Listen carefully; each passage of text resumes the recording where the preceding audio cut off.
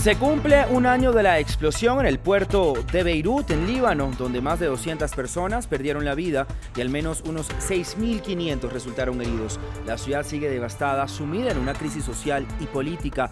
Organizaciones de derechos humanos acusan a las autoridades libanesas de obstruir la investigación todavía sin concluir. En Afganistán, el grupo talibán dijo ser responsable del atentado en Kabul contra el ministro de Defensa, donde murieron 8 personas y amenazaron con cometer nuevos atentados contra altos cargos del gobierno mientras avanzan en el control por el territorio. Esto ocurre en medio de la retirada de las tropas de Estados Unidos.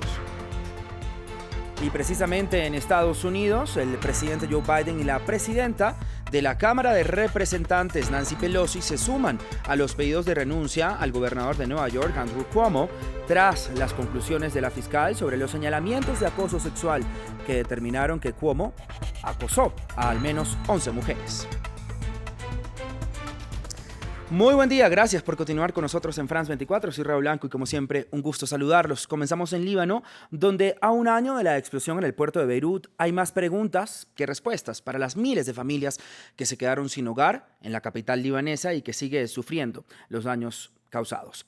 Desde la comunidad internacional hay preocupación sobre la situación de vulnerabilidad de estas familias afectadas, al tiempo que se advierte que miles de toneladas de escombros amenazan con provocar una crisis de desechos sólidos si no se resuelve esto lo antes posible. La explosión causó más de 200 muertos y al menos 6.500 personas heridas, además de profundizar la crisis social y política de ese país. Los daños estimados alcanzan los 5.000 millones de euros. 4 primeros ministros han pasado en el último año por el poder sin que ninguno haya logrado formar un gobierno estable hasta ahora. Vamos precisamente hasta las cercanías del puerto de Beirut, donde se encuentra nuestra corresponsal Etel Bonet. Etel, muy buen día. Primer aniversario de esta tragedia. Homenaje a las víctimas, un día de luto nacional. Le pregunto cómo se ha levantado hoy Beirut. Buenos días, más bien buenos muy calurosos días, porque la situación de hoy hace un calor terrible. Beirut pues se ha levantado esta mañana triste y vacía, con las calles desiertas, sin tráfico, con todos los comercios, establecimientos, oficinas del gobierno, restaurantes y bancos cerrando sus puertas al público, porque como decías, hoy se ha declarado Día de Luto Nacional. En los hogares de los libaneses se viven sentimientos encontrados, de ira, de indignación, pero también de simplemente asumir la situación, porque realmente en estos momentos el Líbano está con una situación tan compleja, con una terrible crisis económica, social y política que da muy poco margen a la esperanza. Esta tarde hay manifestaciones y se espera que sean muchos los libaneses que acudan a todas estas marchas que se van a celebrar de forma simultánea en diferentes puntos de la ciudad, pero no se sabe cuánta gente va a poder acudir o cuánta gente se va a quedar en sus casas, porque la situación, como he dicho, es de desolación. Los libaneses están desolados y lo único que quieren es que se haga justicia, que se sepa cuándo ocurrió y qué ocurrió el 4 de octubre. Dura y compleja esta situación que ocurre en Beirut, Etel. Por supuesto, vamos a estar muy pendientes a esta situación. Muchísimas gracias. Uno de los líderes internacionales que ha sido protagonista en las ayudas para el Líbano tras la explosión ha sido el presidente francés Emmanuel Macron, quien afirmó esta mañana que su gobierno ayudará con 100 millones de euros para la recuperación de Beirut y le dio la apertura a una conferencia internacional para gestionar ayudas. Hoy les anuncio que en los 12 meses que vienen, Francia invertirá 100 millones de euros en nuevos compromisos con apoyo directo a la población del Líbano.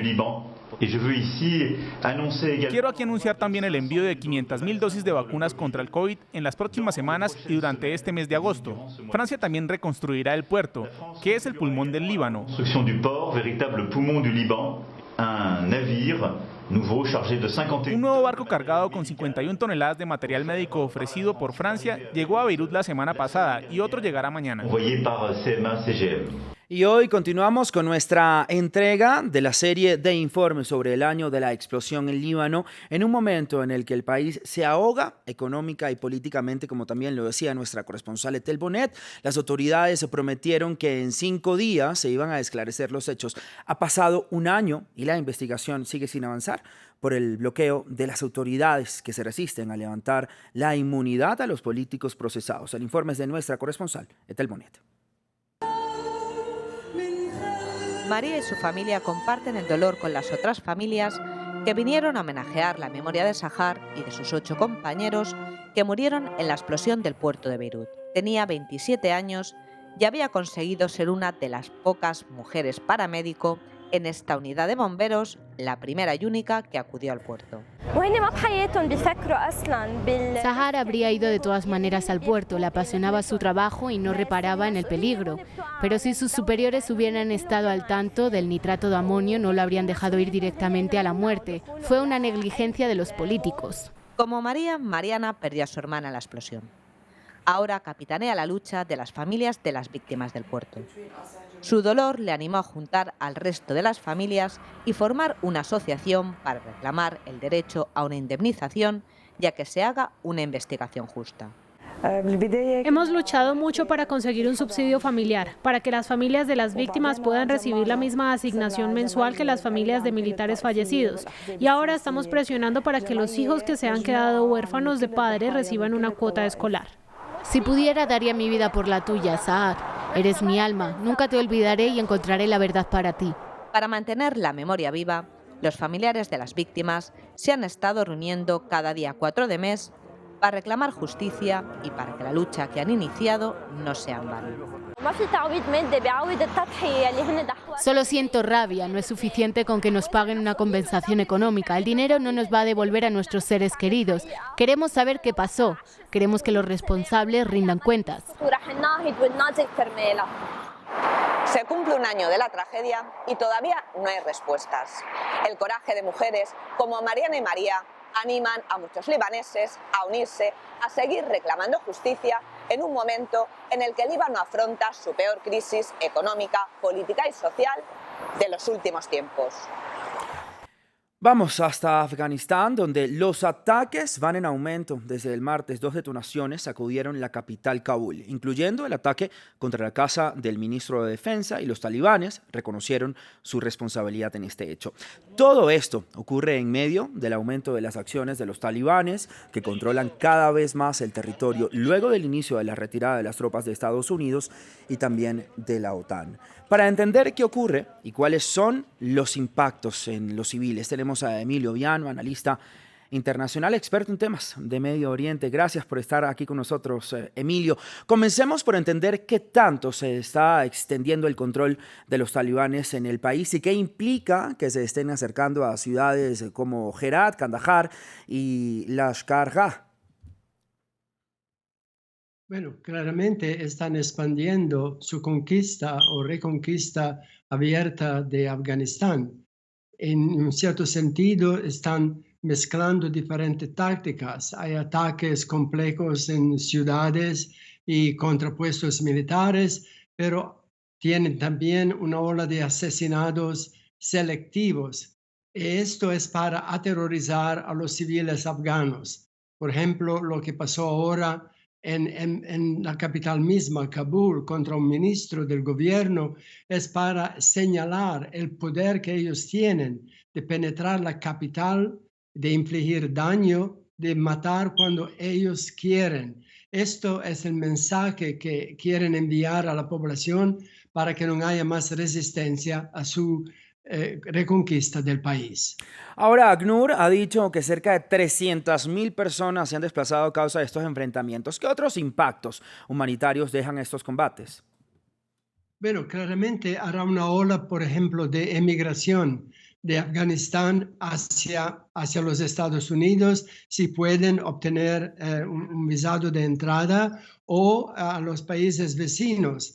De hecho, Turquía ya está quejándose de la situación porque ya absorbieron muchos refugiados del conflicto de Siria y ahora por la posición de los Estados Unidos de decir los que quieren refugiarse en Estados Unidos desde Afganistán tienen primero que ir a un tercer país y quedarse ahí hasta cuando nosotros podamos averiguar la situación y admitirlos. Y Turquía piensa que ellos serán uno de los países más afectados. Así que hará otra ola de migración que podría expandirse también desde Turquía a Europa y crear nueva controversia sobre la seguridad fronteriza de la Unión Europea. Hay muchas consecuencias, particularmente también para Rusia, que tiene frontera con Afganistán, Uzbekistán, Tayikistán. Por eso los rusos están preparando maniobras militares con los uzbecos y los tayiks, con 1.800 soldados rusos para proteger su frontera. Hay repercusiones regionales muy fuertes a nivel regional, pero también internacional. Ahora, ¿qué viene ahora para Afganistán con el aumento del control de los talibanes y la retirada de estas fuerzas extranjeras como son las tropas de la OTAN y también de Estados Unidos? Y además le quiero preguntar, Emilio, si Estados Unidos va a continuar contribuyendo con la seguridad del país. Bueno, esto es lo que dicen, es lo que anunció el presidente Ghani durante su presentación al Parlamento de Afganistán, diciendo que todo estaba bien, bajo control, en 6 meses todo estaría mejor. Anunció también que los Estados Unidos, claro, han prometido de continuar a apoyar al gobierno de Afganistán. Pero esto no es muy claro porque ya se retiraron las tropas, permanecen tal vez 650 soldados norteamericanos para proteger más de todo los diplomáticos y al aeropuerto internacional, pero ya no hay más verdaderamente una presencia mismo aérea de los Estados Unidos.